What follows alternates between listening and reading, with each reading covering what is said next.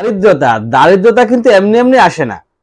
আমরা দারিদ্রতাকে টাইনা নিয়ে আসি। দরিদ্র গরিব গরিব আমরা নিজেরাই হই, আমাদের নিজেদের দোষের কারণে, নিজেদের অপরাধের কারণে আমরা গরিব হয়ে যাই। 7টা কাজ আপনাকে গরিব বানায় দিবে। আপনি যদি এই 7টি কাজ নিয়মিত করতে থাকেন তাহলে গরিব হওয়া থেকে আপনাকে কেউ ঠেকাতে পারবে না। অর্থাৎ আমরা গরিব হওয়ার জন্য প্রতিযোগিতায় নেমে পড়েছি যে আমাকে গরিব হতেই হবে, তাই না? না হলে এই কাজগুলো আমরা কেন করি? নাম্বার 1, 1 নাম্বার হচ্ছে তাড়াহুড়া করে নামাজ আদায় করা। তাড়াহুড়া, খুব ফাস্ট আমরা নামাজ আদায় করি। আমরা মসজিদে যাই, এমন দ্রুত নামাজ আদায় করি যে মানে ওখানে কি বলবো, যে প্রতিযোগিতা চলতেছে কে আগে নামাজ শেষ করতে পারে। কিছু কিছু মুসল্লি দেখা যায় 1 রাকাত নামাজ আদায় না হইতে হইতে অন্য মুসল্লির 2 রাকাত 3 রাকাত নামাজ শেষ হয়ে যায়, মানে প্রতিযোগিতা, সে সবার আগে নামাজ পড়ে বেরিয়ে যাবে। আপনি নামাজটা কার সঙ্গে পড়তেছেন, কার জন্য পড়তেছেন?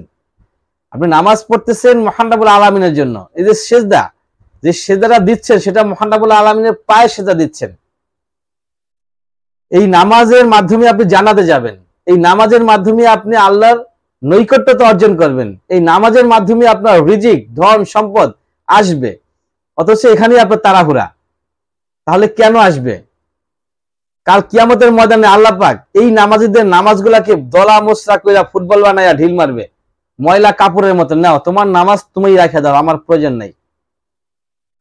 আপনি যদি এভাবে তাড়াহুড়া করে নামাজ পড়েন, আপনার দুনিয়াও গেল, আখিরাতও গেল। নাম্বার 2, 2 নাম্বার, দাঁড়িয়ে প্রস্রাব করা। অনেক মুসলমান দেখা যায় রাস্তার পাশে দাঁড়ায় দাঁড়ায় প্রস্রাব করতেছে, জিন্সের প্যান্ট পরে টাইট ফিটিং বাবু সাইজা, মানে এমন সাহেব সে মনে হয় যে সে দেশের একজন এমপি মন্ত্রী হয়ে গেছেন, তার সাথে কথা বলতে টিকিট লাগে, অথচ রাস্তার পাশে দাঁড়ায় মুততেছে। বেয়াদব কোথাকার। এই ধরনের দাঁড়ায় প্রস্রাব করলে আপনার ধন সম্পদ অটোমেটিক কমে যাবে। এবং যেখানে আপনি অজু করেন সেই অজুর জায়গাটা যদি অপবিত্র হয়, অর্থাৎ টয়লেট, প্রস্রাবের জায়গা, পায়খানার জায়গা, যেখানে আপনি কি বলে প্রকৃতির ডাকে সাড়া দেন, ওই স্থানে যদি আপনি অজু করেন তাহলে মহান রব্বুল আলামিন আপনার সম্পত্তি কমিয়ে দিবে। পানি পান করা দাঁড়িয়ে, আমরা অনেক সময় দাঁড়িয়ে দাঁড়িয়ে পানি পান করি। দাঁড়িয়ে পানি পান করলে কিন্তু পাপ হবে না, ফেরেশতারা আপনার পাপ লিখবেন না।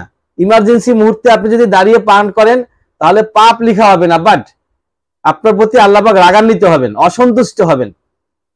আর এই অসন্তোষের কারণে আপনার সম্পত্তি আল্লাহ পাক কমায় দিবেন।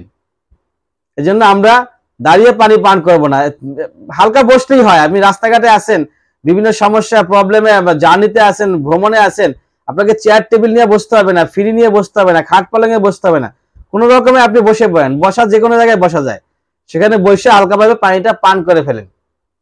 নখ কাটা, নখ কাটার জন্য অনেক ধরনের যন্ত্র আছে মার্কেটে, নেইল কাটার আছে, ব্লেড আছে, বা আরো কিছু আপনি ইউজ করতে পারেন।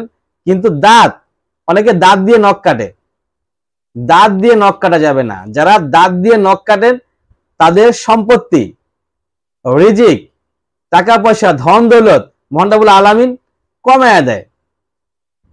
খাবারের পরে পোশাক দ্বারা হাত মুছা বা মুখ মুছা, অনেকে এরকম করে, খাওয়া দাওয়া শেষ করে তারপর তারা পোশাক, পরিধেয় পোশাক, যে পোশাকগুলো আমরা পরিধান করি, আমাদের গেঞ্জি, শার্ট, প্যান্ট, জামা, এই যে লুঙ্গি, এই জিনিসগুলো দিয়ে অর্থাৎ মুখ মুছা হয়, হাত মুছা হয়। তাতে করে আপনার যে জীবাণুগুলো সেগুলো আপনি নিজে বহন করতেছেন পোশাকের সাথে, এবং আপনার ভাগ্যটাকে আপনি নষ্ট করে ফেলতেছেন। আপনার বাসায় গামছা আছে, টয়লেট আছে, টিস্যু আছে, এই ধরনের যে জিনিসগুলো আছে সেগুলো ইউজ করবেন। হাত মোছার জন্য, মুখ মোছার জন্য আপনি কখনোই আপনার যে পোশাকগুলো আপনি ব্যবহার করেন, পরিধান করেন, সেই পোশাকগুলো কখনোই হাত মুখ মোছায় ব্যবহার করবেন না, তাতে করে আপনার সম্পত্তি কমে যাবে। তারপর হচ্ছে মুখ হাত পরিষ্কার করা, মুখ এবং হাত সর্বদা পরিষ্কার রাখা। আমরা অনেক সময় দেখা যায় আমাদের হাত মুখ পরিষ্কার থাকে না, আমরা একটা কাজ করলাম, কাজ করার পরে আমাদের হাতটাও পরিষ্কার করলাম না, খাবার দাবার করার পর খাওয়ার পরে মুখটাও পরিষ্কার করলাম না, অর্থাৎ অপবিত্র নোংরা অবস্থা থাকা, এই কাজটা করা যাবে না। অনেক বাচ্চা দেখবেন, এটা আসলে বাচ্চাদের জন্য বলা হয়েছে, যে ছোট বাচ্চাদের 1 to 3 ইয়ার্স যে বেবিগুলো আছে তাদের খাবার দাবার তার মারা খাওয়ায় দেয়, তার মায়েরা, বাপেরা, বড় ভাই, বড় বোন থাকলে তারা তাদেরকে খাওয়ায়।